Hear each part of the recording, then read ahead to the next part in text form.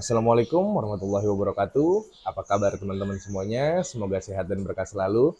Pada kesempatan kali ini, Berkah Mahasiswa Channel ingin membahas tentang bagaimana cara pengkondisian burung murai saat di lapangan, teman-teman. Karena menurut saya pengkondisian saat di lapangan itu sangatlah penting karena ini adalah settingan finalisasi dari settingan harian kita. Jadi terkadang hariannya udah ketemu teman-teman, terus udah mulai enak hariannya, tapi di saat pengkondisian di lapangannya kita salah juga, terkadang burung juga kurang maksimal kerjanya. Nah, bagaimana cara mengondisikan burung di lapangan itu juga harus sangat diperhatikan dari karakter burungnya, tipikal burungnya seperti apa gitu, karena memang nggak semua burung bisa kena krotok, nggak semua burung bisa kena ulet Hongkong, nggak semua burung juga bisa dikenyangkan jangkriknya atau dilaparkan. Jadi benar-benar kita harus paham pengkondisian si burung saat di lapangan gitu teman-teman. Nah, saya akan menjabarkan biar nggak gagal paham, teman-teman simak terus videonya sampai selesai.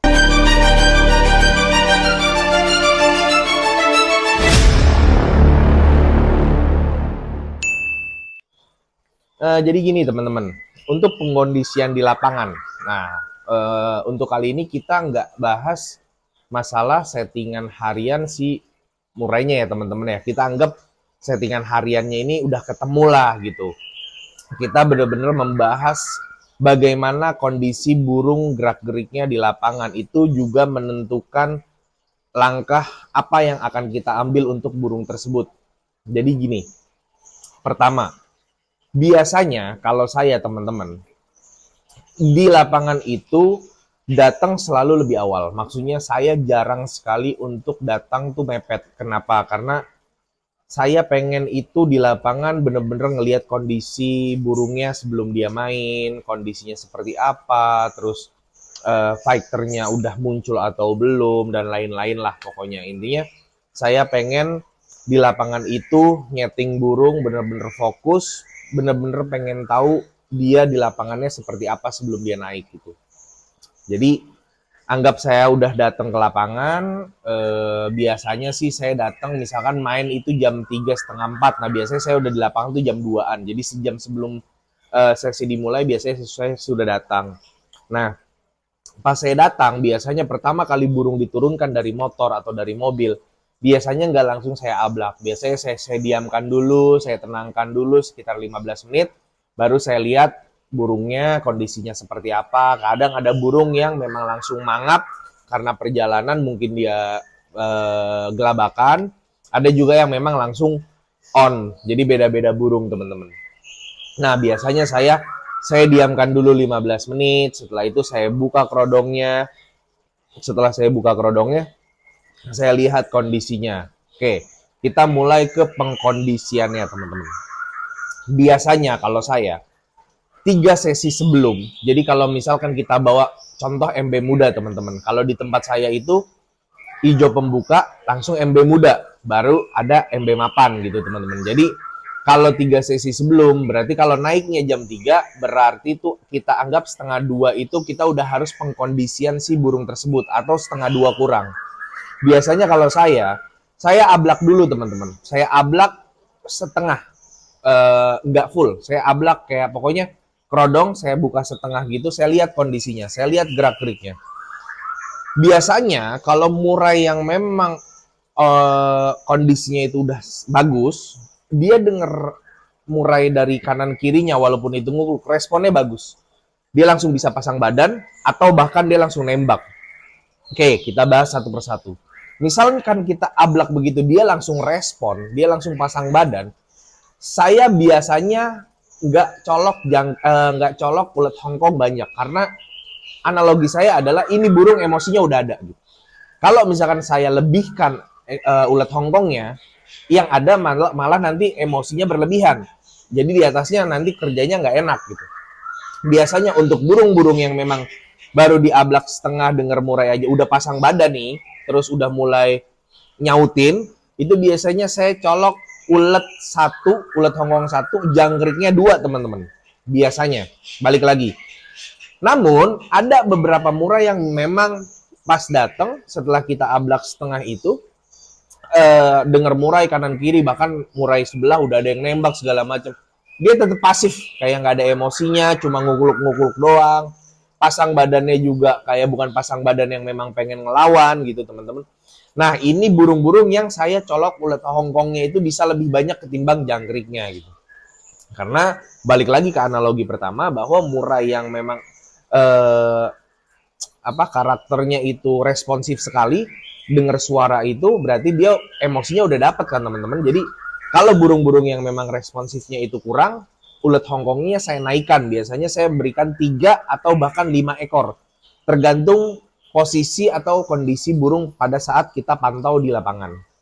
Nah, kalau saya udah kenain jangkrik 3, 4, atau 5 ekor, biasanya jangkriknya, ulet Hongkong yang saya kenain 3 sampai 5 ekor, biasanya jangkriknya saya berikannya nggak banyak. 1 atau 2. Jadi bener-bener cuma ngenyangin dia dari si ulet Hongkong agar emosinya terpancing.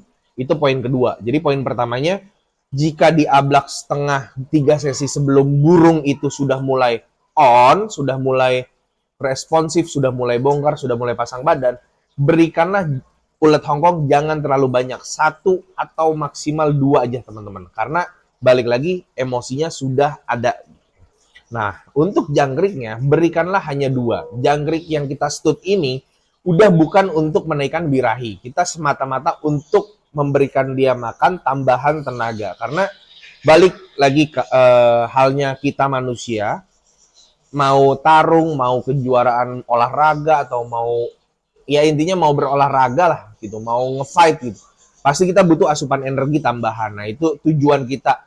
Tujuan saya 3 sesi itu agar dia metabolismenya itu tersalurkan dulu semuanya gitu. Jadi nggak terlalu mepet. Jadi tujuan ulet Hongkong yang kita colok untuk menaikkan emosinya, tujuan jangkrik yang kita berikan hanya untuk pendongkrak tambahan stamina yang menurut saya juga tidak terlalu berdampak sesignifikan itu kalau misalkan kita memberikan hanya 2 ekor gitu. Jadi benar-benar untuk tambahan energi aja. Itu poin pertama dan poin kedua ya teman-teman ya. Jadi yang pertama, burung yang sudah responsif berikan ulet Hongkong 1 atau 2, jangkriknya 2. Kalau burung yang kurang responsif, pasif aja gitu, maksudnya dengar burung segala macam dia tetap hening, ngukluk-ngukluk aja, nggak ada pasang badan. Berikanlah jangkrik ulet Hongkong 5, jangkriknya tetap 2 teman-teman. Ini 2 poin murai yang sedang bermasalah di gantangan. Terus ada juga murai yang seperti ini teman-teman. Jika di lapangan teman-teman, kita sudah colok nih teman-teman ya, udah colok di 3 sesi sebelum. Berjalannya waktu, biasanya di 1 sesi sebelum, saya potong. Jadi setelah kita colok di 3 sesi sebelum, setelah dicolok itu, setelah habis makanannya dikerodong dulu ya teman-teman ya, biarkan dia hening dulu, biarin. Nah, setelah dia berjalannya waktu itu mau masuk ke sesi 1, berarti masuk ke cucak hijau. Ini tadi kan kita pembahasannya kalau murai muda teman-teman. Biasanya di cucak hijau itu saya baru ablak lagi. Saya lihat kondisinya nih, apakah makin on, yang sudah on, ataukah yang belum on masih tetap belum on. Biasanya kalau yang belum on itu teman-teman, saya tambahkan lagi ulet Hongkongnya 1. Paham ya teman-teman ya? Jadi 3 sesi sebelum itu saya berikan 3 sampai 5. Kalau misalkan 1 sesi sebelum masih juga belum on, saya tambahkan ulet Hongkong 1. Misalkan memang sampai mau naik dia belum on juga, kemungkinan burung itu memang belum siap untuk dibawa ke gantangan teman-teman. Itu dari 2 pembahasan masalah awam di pengkondisian di lapangan teman-teman. Terus kemarin ada yang nanya, Bang, kalau murai saya over emosi, apakah baiknya itu diablak dulu, di bawah? Apakah 1 sesi sebelumnya aja atau 2 sesi? Kalau saya gini teman-teman, untuk burung-burung over emosi, saya tetap melakukan hal yang sama, yaitu datang 3 sesi sebelum, saya datang 3 sesi sebelum, saya kondisikan di lapangannya pun sama. Saya ablak dulu setengah, saya lihat, saya dengar, kalau responsifnya dia memang udah bagus banget segala macem, saya nggak akan colok dia dengan ulet Hongkong sama sekali. Saya hanya colok dia dengan jangkrik teman-teman. Nah biasanya kalau saya 3 sesi sebelum itu, ya berarti kalau mulai jam 3 itu setengah 2, biasanya saya itu ngablak dia setengah, setelah itu saya colok jangkrik 2 ekor, nggak pakai ulet Hongkong. Nah, nanti di 2 sesi sebelumnya, berjalannya waktu sampai ke 2 sesi sebelumnya, baru saya ablak 1 sesi. Sampai istilahnya, biasanya kan kalau ijo itu main sekitar 5 sampai 7 menit ya teman-teman. 7 menit kelamaan sih. Ya 7 menitan lah, 5 sampai 7 menit lah, anggaplah range-nya segitu. Jadi setelah dari sesi ketiga sampai sesi kedua itu saya kerodong. Sesi kedua mulai atau setengah 2 lewat 15 lah gitu. 15 menit lagi mau mulai. Itu baru saya ablak. Sampai ijo naik, teman-teman. Paham ya di sini ya. Pokoknya kita datang main jam 3, setengah 3 udah mulai kita kondisikan, jam 2 dari jam setengah 3 itu kita udah colok jangkrik dan segala macamnya, kita kerodong, kita tunggu sampai jam setengah 3 lewat 15, baru kita ablak untuk burung-burung over emosi. Biasanya saya ablak itu sampai hijau naik. Saya ablak, saya amati, kalau dia udah mulai bongkar-bongkar, dia udah mulai istilahnya ngecun-ngecun, emosinya udah kebuang, teman-teman, baru pertengahan hijau mau turun, itu baru saya kerodong, teman-teman. Nah, di situ apakah dicolok lagi? Saya biasanya untuk burai-burai yang over emosi seperti ini, tergantung sih teman-teman. Kalau misalkan kondisinya di situ dia memang bongkar-bongkarnya udah kelewatan, biasanya saya colok lagi satu. Tujuannya untuk menambah tenaganya dia. Karena kita tahu dia udah bongkar-bongkar emosinya dia udah ngeluarin tenaganya dia. Nah, kita butuh asupan tenaga, walaupun 1 ekor itu sangat ngaruh di tenaganya, walaupun mungkin tidak signifikan untuk peningkatan birahinya, karena biasanya burung yang udah gacor ya pasti birahinya ada gitu. Jadi kita memang mengondisikan burung di lapangan itu udah bener-bener tinggal cari set tenaganya sama emosinya, karena kalau birahi dan lain-lainnya itu biasanya nyarinya di settingan harian teman-teman gitu teman-teman. Nah, setelah itu baru kita gantangkan, teman-teman. Nah, kalau untuk burung-burung yang over emosi, kalau bisa gantangkanlah duluan, teman-teman. Jadi kalau misalkan teman-teman udah di pedok mau naikin ke gantangan, yang lain masih dicek nih, misalkan kakinya untuk murai muda, nah kita setelah dicek langsung buru-buru dinaikin aja, teman-teman, agar dia langsung adaptasi dengan suatu lingkungan dia yang baru, terus dia juga bisa langsung bongkar-bongkar materi, dia buang emosinya dulu, teman-teman. Jadi gitu sepintas tentang pengkondisian di lapangan, teman-teman. Nah, untuk pengkondisian di lapangan ini, balik lagi, tidak ada yang pasti, teman-teman. Karena kenapa saya bilang gini, burung itu moodnya berubah-ubah. Apalagi burung-burung muda ya, kita nggak bisa selalu pakai settingan yang, misalkan anggap kita pakai settingan dicolok jangkrik 2, ulet 1, hari ini juara nih, juara 1-1 misalkan 2 kali. Di 2 minggu setelah itu, belum tentu pakai settingan itu juga bisa juara lagi. Karena apa?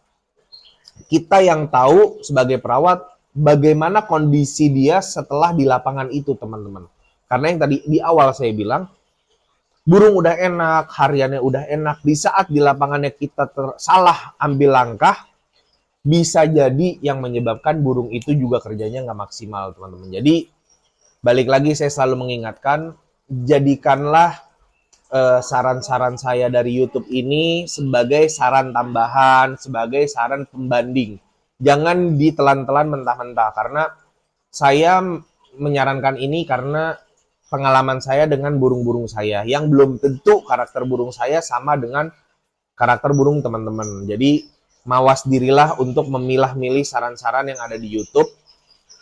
Pilihlah yang sesuai dengan karakter dan kriteria yang burung Anda mau gitu. Jangan semuanya dicampur adukan. Mungkin sekian teman-teman dari saya. Jika ada yang kurang jelas bisa ditanyakan di kolom komentar. Assalamualaikum warahmatullahi wabarakatuh.